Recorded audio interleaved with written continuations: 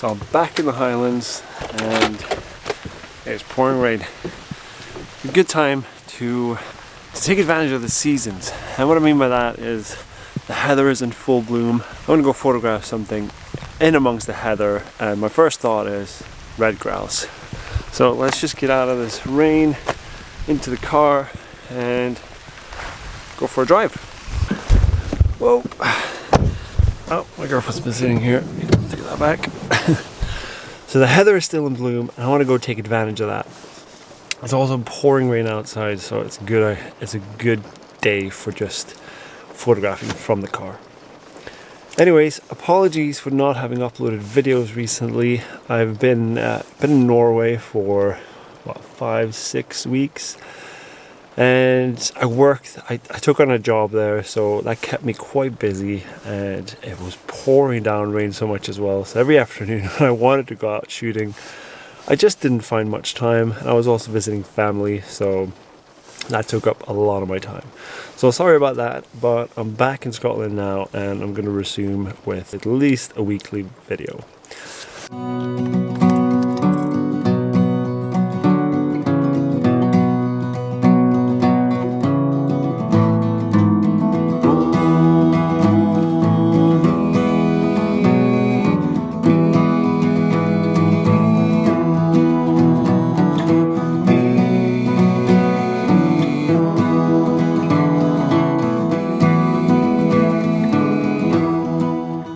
Alright, so we're up in the hills, and I got to the place that I had in mind. This is a long track that goes over Grouse moor.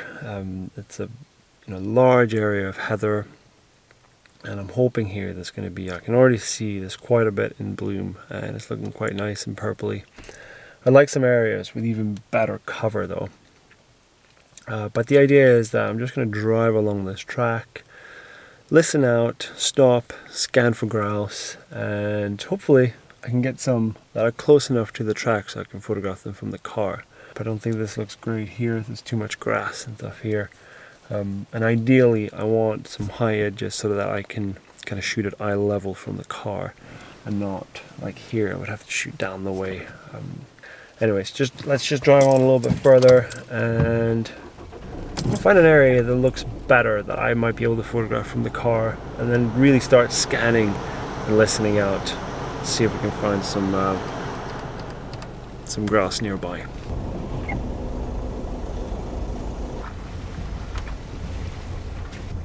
Alright, so now we're coming into a bit more kind of marshy area. There's not that much heather, and there's quite a cool orangey, browny texture to the other vegetation that's here as well. There's a lot of deer grass and these kind of rushes and sedges that are around. It does create a cool color as well.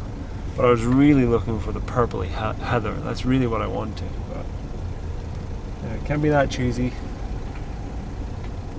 I just have to work with what I have here.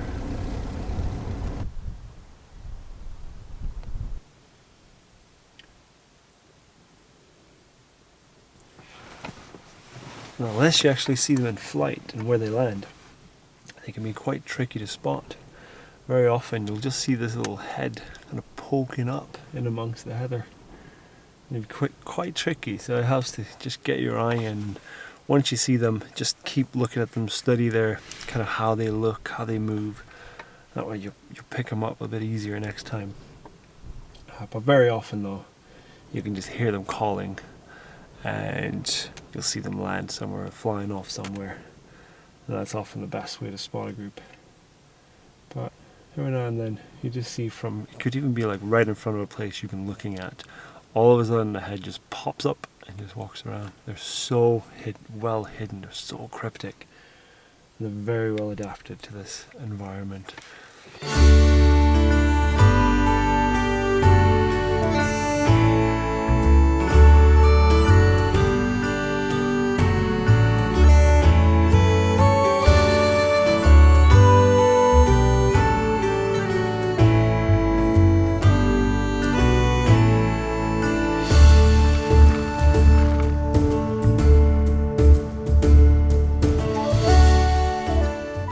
pulled up to a place now that has a bit more heather on both sides.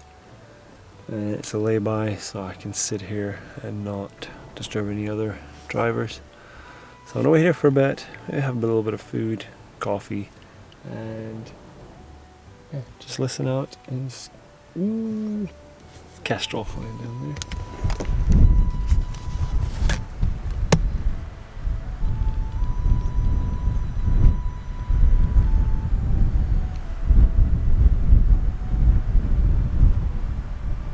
So just dial in my settings so that I'm ready for any grouse coming close, and I'm shooting at a shutter speed of 400th of a second, ISO 640, and f-stop of 5.6, which is wide open in this lens.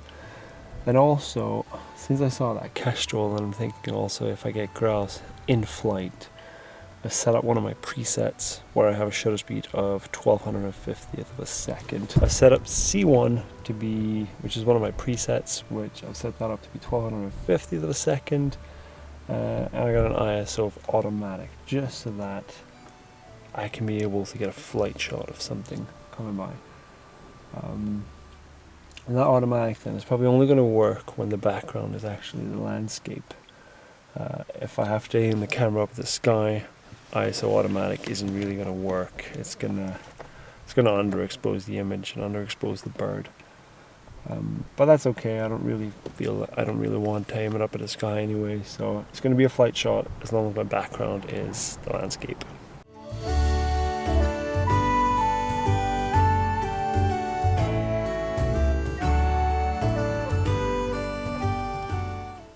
Let's put a bit more clothes on. It's quite cold when you have both windows open and the wind is flying through here.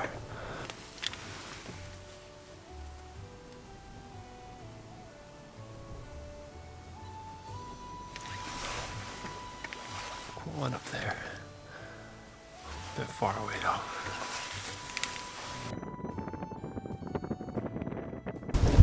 So there's a grouse just crossing the road in front of me. A bit unsure where to go. I just have to keep an eye on it.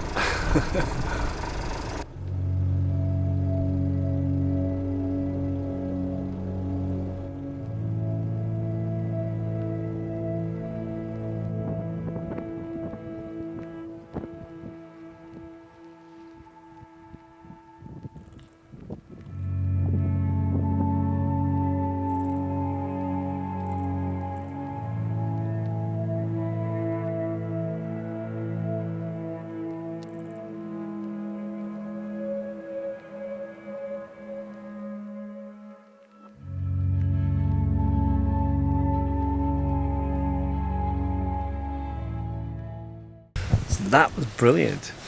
Unfortunately, there two guys on motorbikes came and I had to pull into the lay-by to let them past. But I got to spend a good 10 minutes or something like that with them, and didn't get spooked, turned off the engine, and I just sat still and they were just walking about, feeding a bit, walking slowly away, but still kind of looking back so I would get a few shots in there. I think the only thing is, like, I wasn't low enough, so the vegetation was a little bit lower than me, and I can't really get out of the car because then it will instantly fly away. So ideally, I get to try again, but maybe the heather would be a bit higher so I can blur out that background of foreground even better.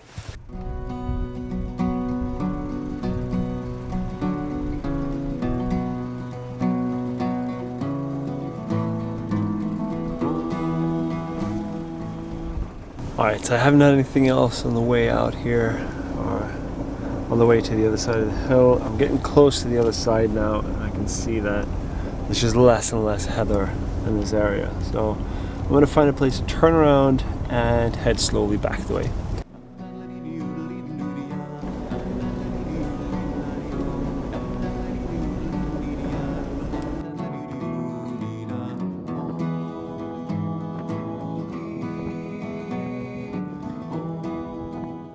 Alright, I found a little place to turn around, so I'm going back the way now. There was a proper Austin Power 20-point turn there. It was so narrow.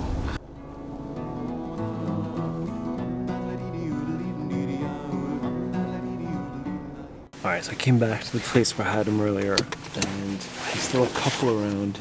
I'm taking a few images of them, but I'm not quite getting low enough. So I'm gonna try to get out of the car and get really low and hopefully get some more images that way. Alright, let's see how this goes.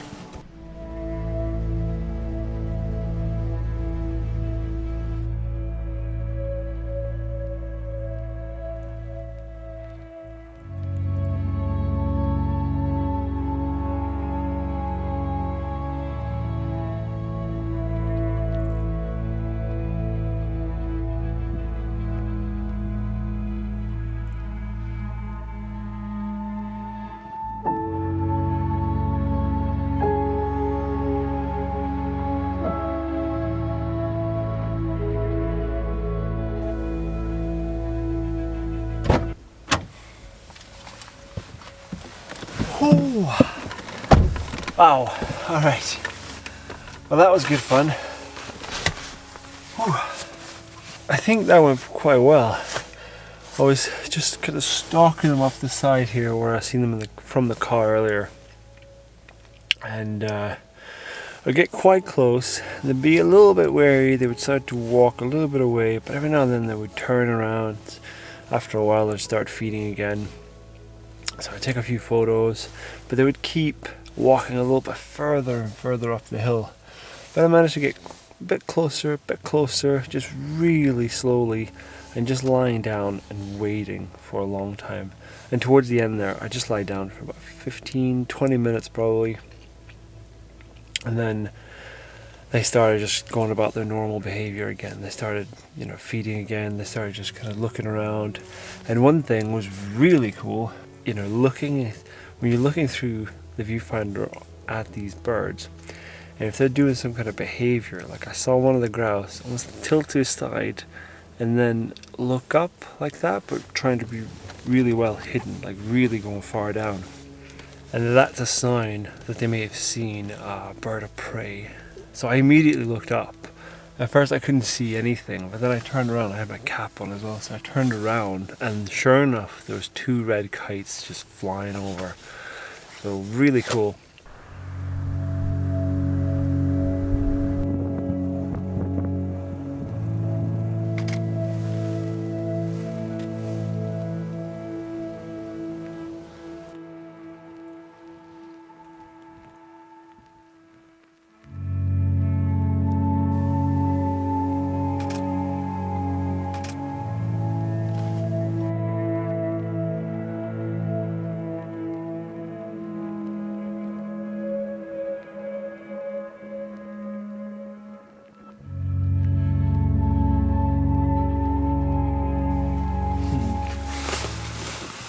It's been a good day. I think I got some images I'm quite happy with.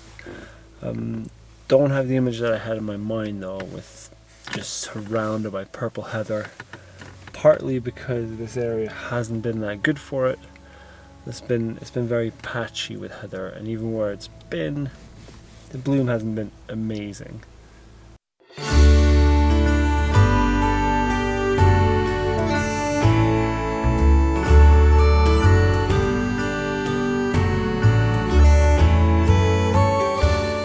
So that's going to be it for today. I've been out here for God knows how many hours. I've been out here for a good few hours now, and I'm quite happy with the results, and I'm just very happy with the experience. So thank you all so much for watching, and I'll see you in the next one. Bye.